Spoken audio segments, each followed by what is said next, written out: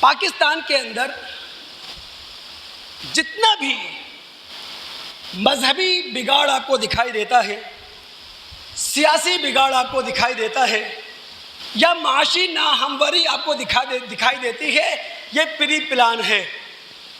میں بہت بڑی بات کہنے جا رہا ہوں دوست، یہ پری پلان ہے۔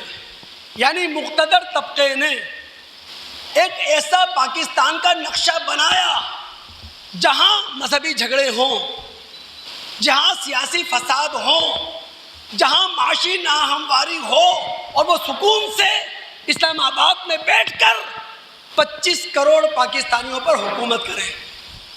اور جب ہمیں یہ معلوم ہو گیا یہ سب پری پلان ہے، تو اب ہماری ذمہ داری کیا ہے؟ مسلمان ہونے کے ناطے ہماری تنقید شعوری ہونا چاہیے، ہماری تنقید تعمیری ہونا چاہیے، ہماری تنقید اخلاقی ہونا چاہیے۔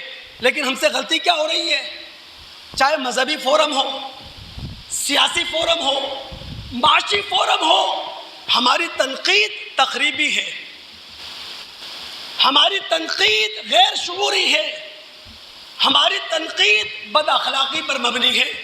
ہم تباہ شدہ معاشرے کو اور زیادہ تباہی کی طرف دھکیل رہے ہیں۔ ایک بات کی طرف میں توجہ دلائی ہے، دلوں میں جگہ دیجیے گا۔ دوسری بات، آج حکومت پاکستان 25 کروڑ پاکستانیوں کو اگلے سال کا مالیاتی میزانیہ سنانے جا رہی ہے، یعنی اگلے سال کا بجٹ سنانے جا رہی ہے آج حکومت پاکستان۔ 17,500 ارب کا یہ بجٹ ہے۔ ان 17,500 ارب کے بجٹ میں 7,824 ارب روپے قرضوں پر سود ہے۔ قرضے نہیں، پاکستان پر اس وقت 83,000 ارب کا قرضہ ہے۔ 24-25 کروڑ پاکستانیوں میں سے ہر پاکستانی 3,30,000 روپے کا مقروض ہے۔ 17,500 ارب کے بجٹ میں 7,824 ارب روپے قرضوں پر صرف سود میں چلے جائیں گے۔ کوئی نیا ترقیاتی پروگرام نہیں ہے۔ جو پچھلے ترقیاتی پروگرام ہیں ان کا بجٹ بڑھ جائے گا، بس یہ ہے۔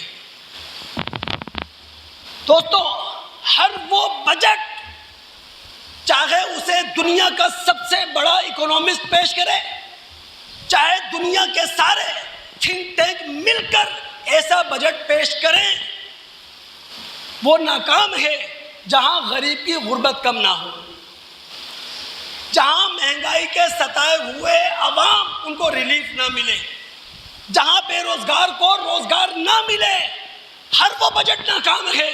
یہ سارے بجٹ ناکام ہیں۔ لیکن مذہب ہم سے کیا تقاضا کر رہا ہے؟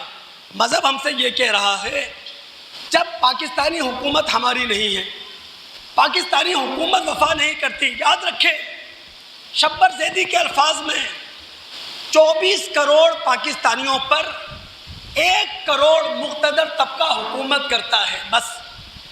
وہ ایسٹ انڈیا کمپنی ہے اور ہم مظلوم ہندوستانی ہیں۔ وہ ہماری رگوں سے خون نچوڑ رہے ہیں، اور یہ گھن چکر ختم نہیں ہوگا، رکے گا نہیں، اس طرح چلتا رہے گا۔ تو مذہب ہم سے کیا تقاضا کرتا ہے؟ مذہب ہم سے یہ کہتا ہے، پیر اتنے پھیلاؤ جتنی چادر تمہیں گنجائش دے۔ یعنی کوشش کرو کہ اپنے آپ کو ایک معقول حد میں رکھو۔ جہاں 2 روپے خرچ ہونے ہیں وہاں 2 روپے خرچ کرو، جہاں 4 روپے خرچ ہونے ہیں وہاں 4 روپے خرچ کرو۔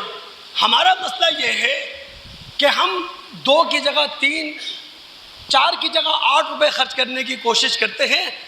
مذہب ہمیں تعلیم کو چھوڑ دے رہا ہے۔